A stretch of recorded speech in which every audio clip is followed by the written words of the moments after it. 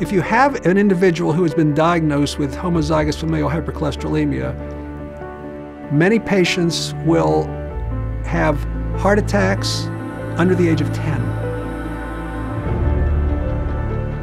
The statistics were very daunting to think about. It's like, okay, you know, am I going to even have him for another 10 years? The fear of living with this disease, you know, heart attack and stroke and all those things, it weighs on you.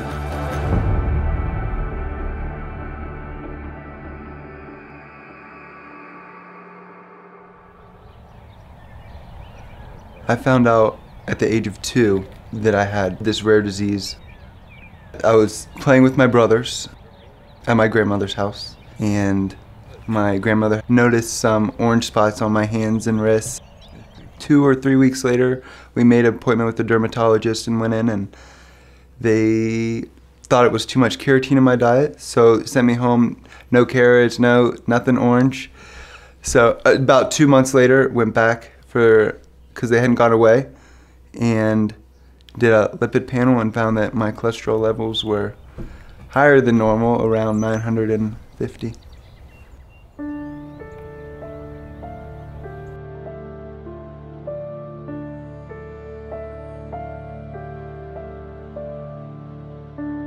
I remember being younger and I would just fall apart and, you know, talking to my brothers, because there was so much I wanted to do in life, and I felt that I'm gonna be cut short because of this disease. When he was little, the challenge was why? Why him? You know, why us? Why everything? And also back then was finding somebody to talk to about it that would even begin to understand. Or even finding a doctor that knew about it. So it's been a lonely journey.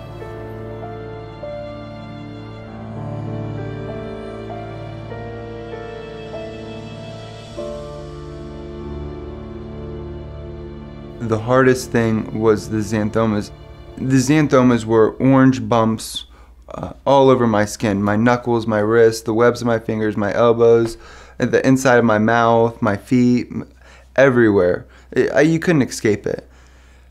I remember being younger and I'd have my mom put makeup on my skin to cover it up. The worst part with the kids is they saw the really big xanthomas on my elbows, and for them to see those, they were like, "What is wrong with you?" And I was like, "Well, it's a disease I have. You won't catch it, I promise. Please don't think you'll catch it." And they're just like, "Oh man, go away. Don't be near me."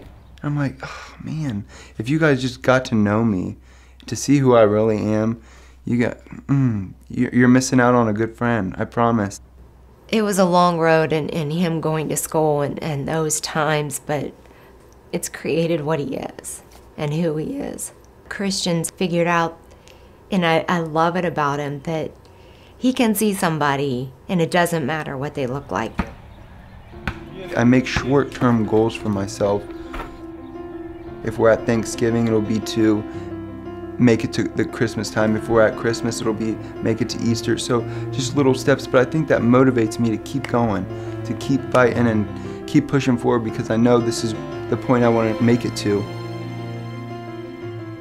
When I was a senior in high school, that first day of school, I was like, I am gonna make it to my graduation. There's no question, I'm not gonna be there as no angel.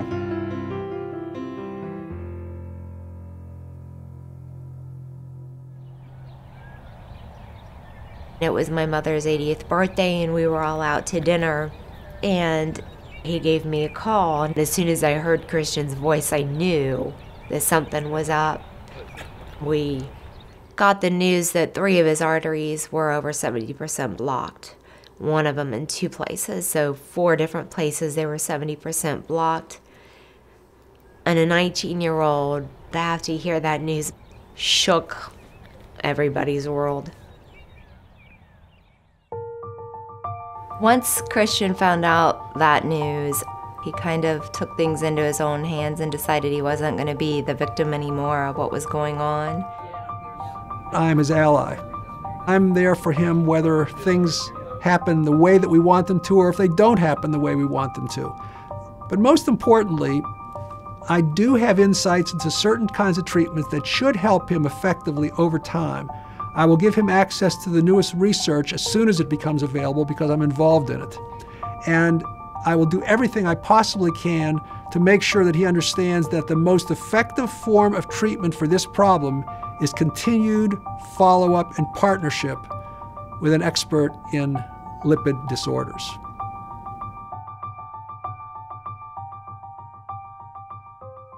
I thought when I got that news about my heart disease, it was over. Was I wrong? I was so wrong. I went from being at the lowest point to then skyrocketing and being able to accomplish some of my goals and gonna accomplish more. Educating people about this disease is now my goal. It's important because since there are so few people like me out there, for the ones that there are out there, they need to know, they need to have someone to talk to. For people that are younger, or 6 years old, 10 years old, that are going through what I have gone through already, to say, he's been through it, I'm gonna talk to him about it. Christian is remarkable. He's gone past the step of acceptance. He's gone into the step of actually wanting to help others to better understand what this disease process is about and to do what is possible to help others. That is probably one of the highest levels that any patient with any problem can achieve, because the most important thing in life in the end is not so much the disease that you have, but how you deal with it. When I talk to doctors and they say, you know, we're coming up with this new thing, we got this new idea, it's like, okay, this could be it. It really gets me energized. And that's where my hope comes from, is the fact that there's something gonna come out, and it's gonna come out in my lifetime, and it's gonna come out soon, and I'm gonna be the first one to do it. And I'm gonna take care of this disease, and I'm gonna live my life to the fullest.